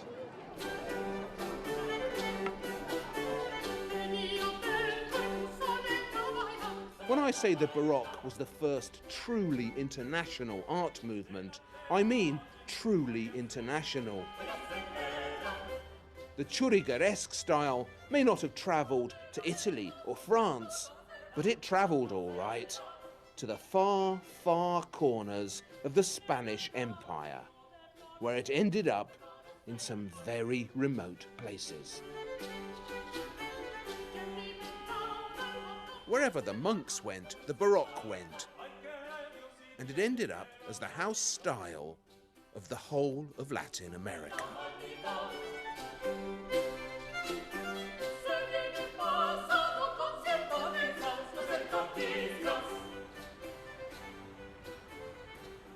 But not all of the Baroque's travels were quite so exotic. How the Spanish kings came to own Belgium is a dark political story involving so many battles and so much constant religious conflict that would be here for as long as the 100 Years' War, trying to understand it fully. Let's just say they were here and they shouldn't have been. In any case, what interests us is the art that came out of the Spanish Netherlands. And for that, you need a strong stomach.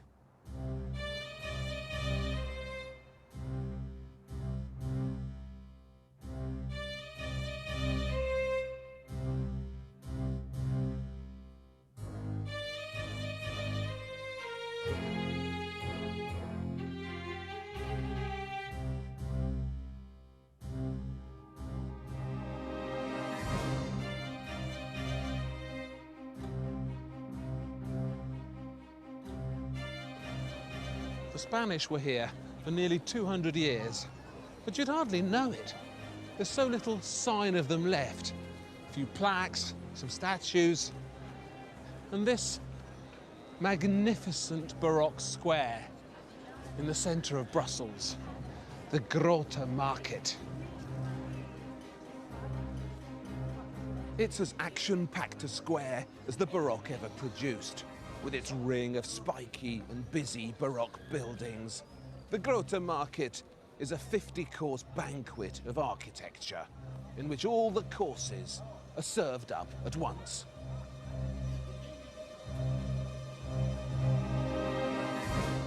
Superb building at the end, the House of the Fox, That used to be the headquarters of the Haberdashers' Guild. Next to it, the Guild of the Boatmen. Their centre was in the House of the Horn. See the big gold horn there? But the most interesting for us is the one at the end. See there? That used to be the headquarters of the Bakers' Guild.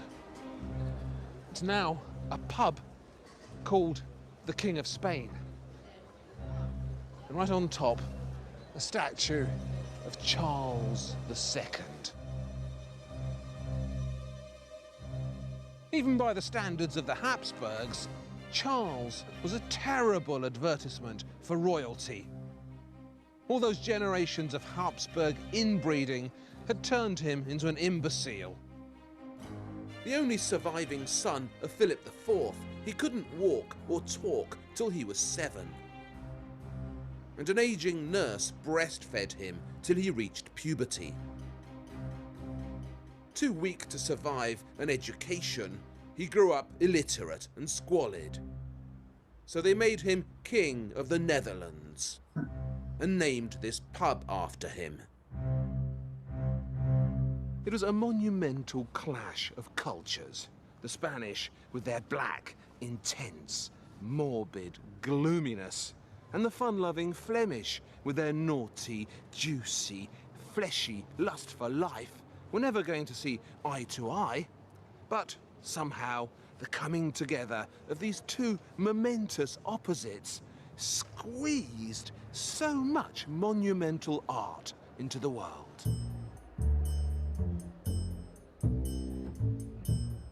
I probably don't need to tell you who the best known representative was of the Flemish tendency.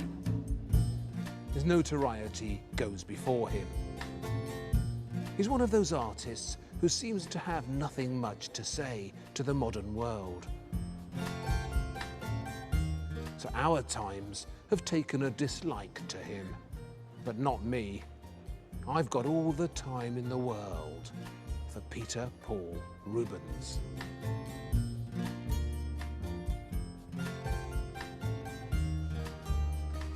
Rubens shouldn't be out of fashion. An artist as great as him should never be out of fashion. This was one of the towering geniuses of art. A serial achiever on so many Baroque fronts. For instance, he designed that.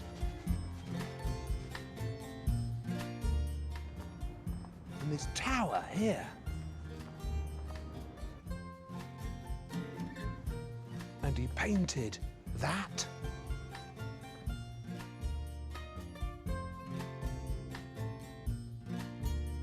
But he's notorious, of course, for his love of fat women. The adjective Rubenesque has entered our language to describe the Dawn French type. The big un, the size 16er. And there's no point denying Rubens liked the fuller figure.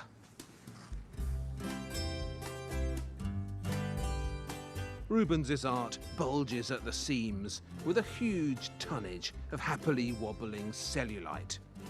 The bigger woman rang his bell and squeezed his pips. But he wasn't alone in that. That's how the Flemish like their women. Rubens's career coincided neatly with that rare thing in Flanders, some decent Spanish leadership. In fact, there were 2 governors overseeing the Spanish Netherlands in tandem, the conjoined married pair of archdukes. Albert, over here, and Isabella. Albert and Isabella ruled here from 1598 to 1621. She was Philip II's daughter. He was the same king's nephew, so they were actually Habsburg cousins and should never have married. But when Philip II made them the joint governors of the Spanish Netherlands, Albert and Isabella surprised everyone by being rather good at ruling the Belgians. And their arrival put a stop, temporarily at least, to the constant round of Flemish warfare. And it was in this period of peace and prosperity that Rubens began to operate.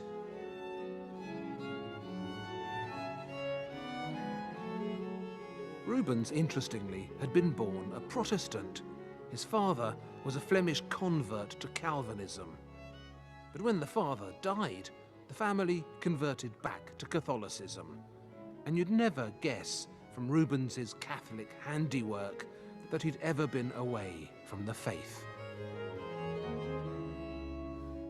This stupendous masterclass in Baroque movement and emotion, the Descent from the Cross in Antwerp Cathedral, is Rubens's greatest moment as a creator of thunderous religious theatre. If this doesn't move you, you've got no soul.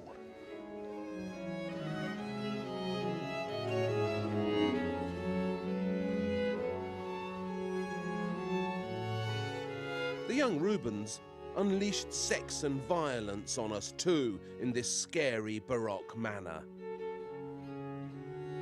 It's hard to believe what's going on here. And my God, will you look at that? But let's not be hypocritical about these dark and tremendous action pictures. Judging by the stuff that pours out of our cinemas today, a taste for this has always been in us. Rubens was merely early in admitting it.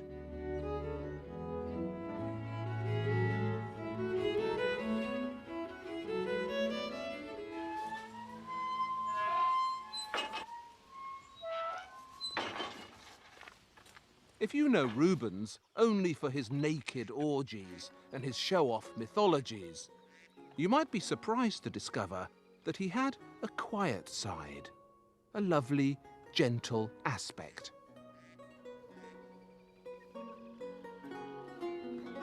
Rubens couldn't stop painting. He was a tap that couldn't be turned off. It was habitual for him, a necessity. So when the King of Spain wasn't commissioning him, Rubens painted something much closer to hand instead. His family. Just for himself. Just for the pleasure of it.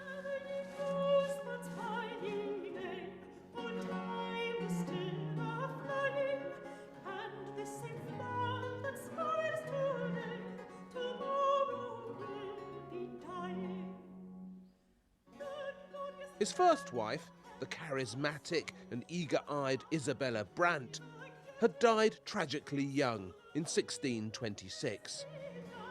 Rubens was devastated. He'd put so much love into painting the two of them, sitting there in their Sunday best, two cooing lovebirds in a bower. But it was his second wife, Hélène Formant, who played the largest part in his art. He married her when he was 53. She was only 16. She's that fleshy, blonde nude who appears in so many of his mythologies. The best model ever for the Rubens girl.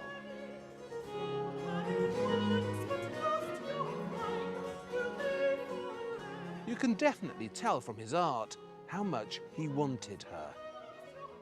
The many portrayals of Hélène Formant sizzle with lust.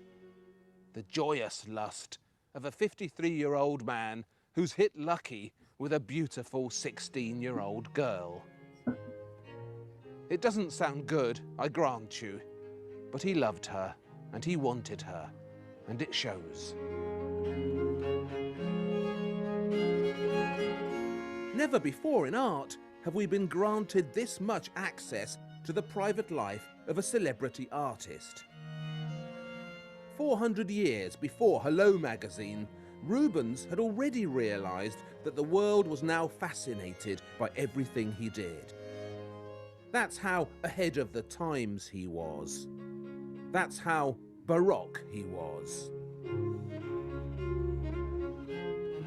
Rubens spoke 6 languages fluently, and he moved easily among kings and popes. He was the consummate schmoozer. So, in 1629, the Spanish king sent him to England to schmooze Charles I, which Rubens successfully did. So Charles knighted him, and the University of Cambridge made Sir Peter Paul Rubens a Master of Arts. Soon enough, the Baroque would follow Rubens to England. But first, there were still lands to conquer closer to home, just a border away to the north.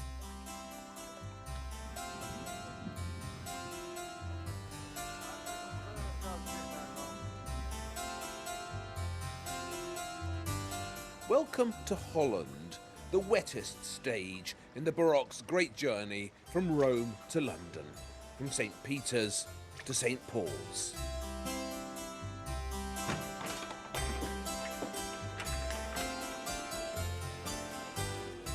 So far in this series, we've been investigating the Catholics.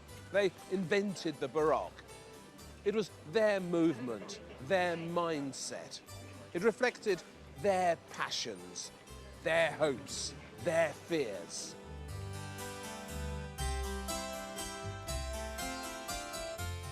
But, as any mother will tell you, babies don't always grow up as you expect them to.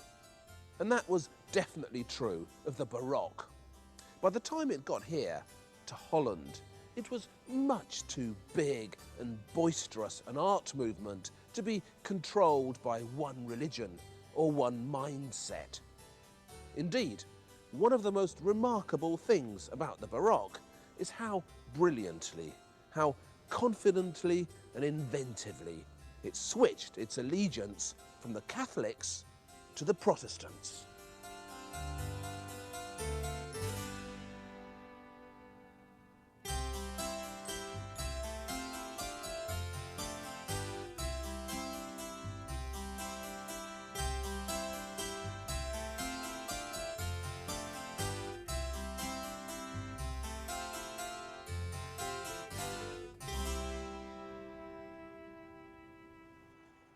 The greatest Dutch painter of them all, Rembrandt, was a classic Baroque hero.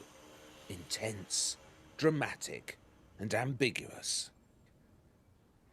Rembrandt was born a Protestant here in Leiden, a fierce Calvinist stronghold on the edge of Holland. But to make it, he had to leave Leiden and move here to Amsterdam, where he turned very Baroque and quickly made his mark. All that's actually happening in Rembrandt's tumultuous night watch is that a company of home guards, a Dutch dad's army, is setting out on its daily march around the town. But the sense of occasion here, the emotion, the movement, the drama, is so big and so Baroque, you'd think they were off to save the world.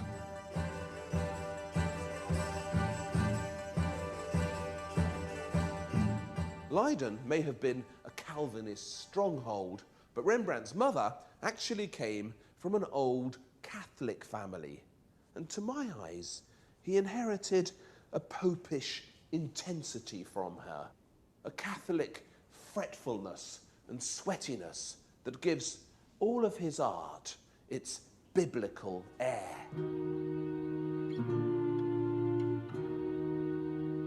Rembrandt couldn't keep out of his own art. This intense little man from Leiden took such a shine to his own face. He kept painting it and repainting it, more often than any artist had ever done before him. In 1635, he showed himself flush with Amsterdam success, celebrating his early good times with his beloved wife, Saskia. But even here, there's doubt in the air. Rembrandt's self-portraits lead you on a merry goose chase as they peep in and out of his soul. I'm particularly fond of this mysterious bit of method acting painted near the end of his life. The self-portrait with circles. Why is he standing there with two big circles painted on the wall behind him? There have been lots of interpretations, but the one that convinces me involves an old story that was told about Phidias, the greatest painter of classical times. Phidias was famous for being able to draw a perfect circle freehand without a compass. And Rembrandt, in his aging self-portrait with circles, is surely saying, I can do that too. But he's not saying it with great conviction, is he? Because there's always so much doubt in Rembrandt. So much hesitation. A sadness that draws you towards his irresistible vulnerability, like a magnet. And this realization that the problems of an artist, his insecurities and inner life were worthy of a picture, was one of the Baroque's most brilliant insights. It was the first art movement to realize that people are as interested in weakness as they are in strength, that doubts are as compelling as achievements, and that the real hero is sometimes the underdog.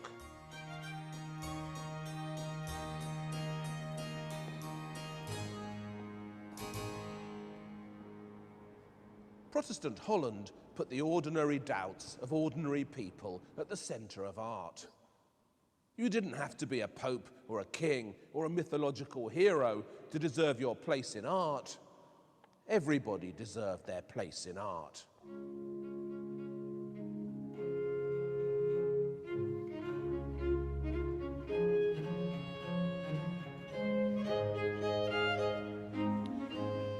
You see that chap up there, second from the left at the top, right at the back of this busy crowd scene? Do you know who that is? He's a personal hero of mine, one of the great geniuses of the Dutch Baroque, an artist blessed with some of the fastest hands in art. That is Frans Hals.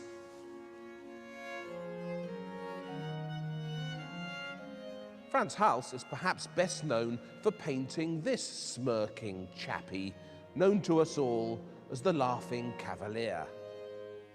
In fact, he isn't laughing and he isn't a cavalier.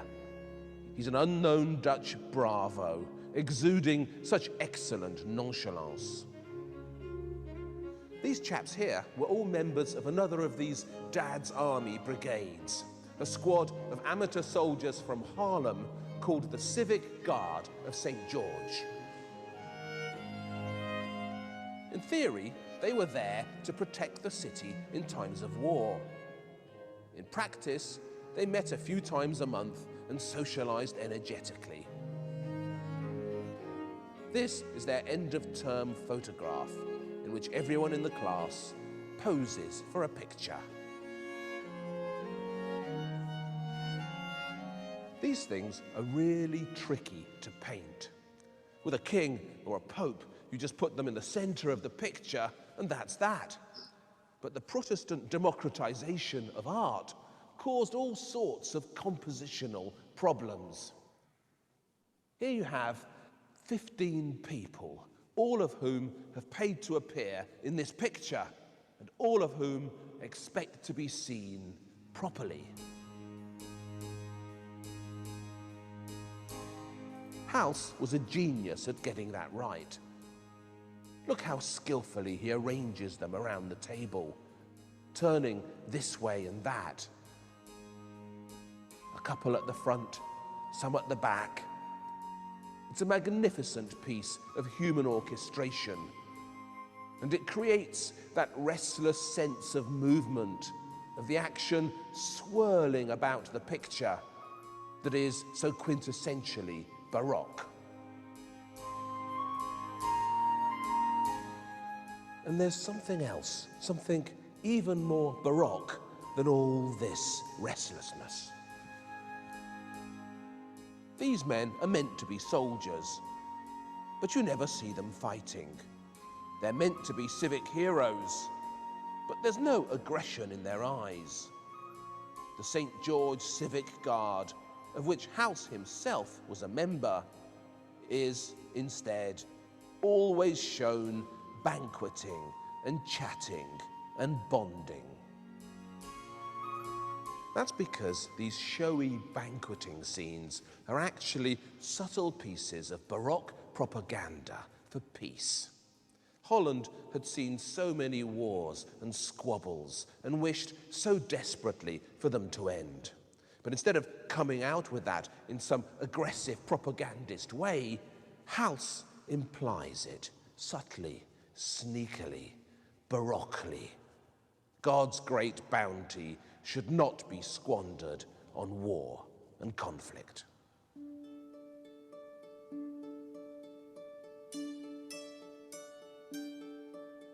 This subliminal moralizing became the chief obsession of the Dutch Baroque.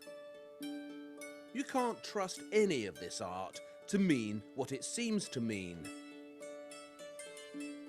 Especially not when it's been painted by that elusive Dutch genius who smuggled the most subtle subliminal messages into his pictures. Jan Vermeer of Delft.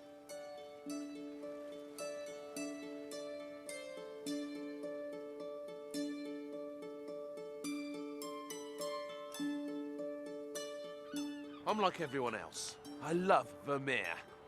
Those frugal and tearful women of his, lost in their own thoughts, trying to read a love letter as the weak light of Delft struggles through their window. They claw at my masculine attention. I can't resist them.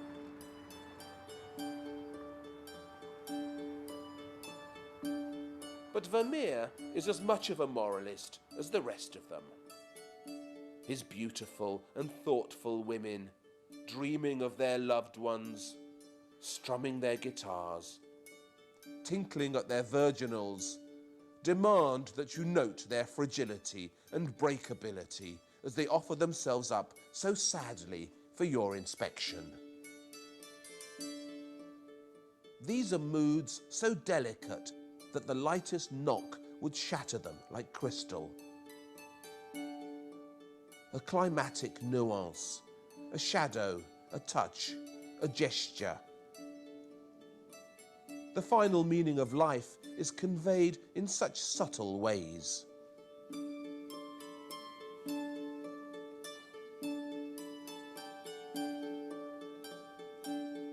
In the end, what's being understood here is the fragility of life itself, the vulnerability of beauty, the shortness of youth. And the fact that some, or even most, of Vermeer's girls with pearl earrings were probably the painter's own daughters adds so much poignancy to his message and personalises it so baroquely. These are not theoretical understandings that are being passed on to us here. These are understandings born of fatherhood and observation.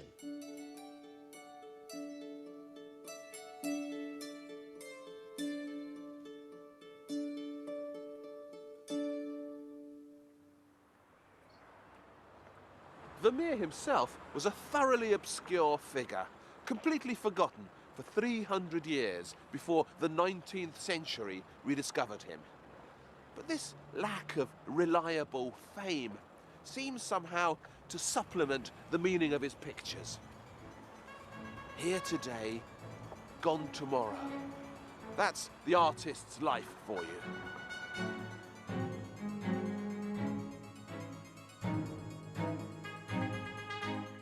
golden age of Dutch art spewed out so many fascinating painters. And I'd be happy to spend many months here remembering them for you.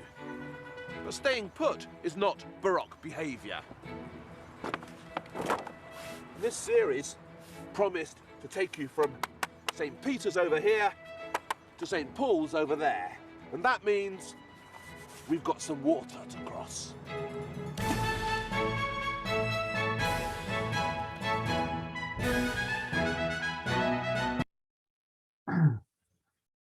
All right. I wish I'd had a teacher like that. Yeah, it's great.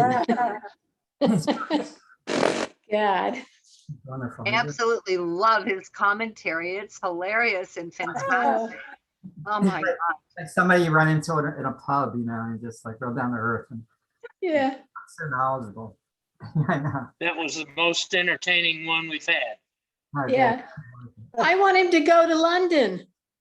Well, guys, the next part 3 is England.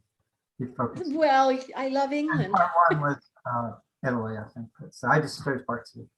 It's a good review for some of them. Can we have the third part Can we? sometime? Yeah, we can do that. Yeah. Good. Or the other 2, 1 and 3. He's so good. 1, 3. So I say, yeah, it's interesting that Rubens has gone out of favor. And I think he's coming back some, but for a long time he was out of favor in modern art. Like, you know, just excess, and yeah, it's too bad because he's such a great artist. Thank you, Joe. Joe, that was outstanding. That was really a treat.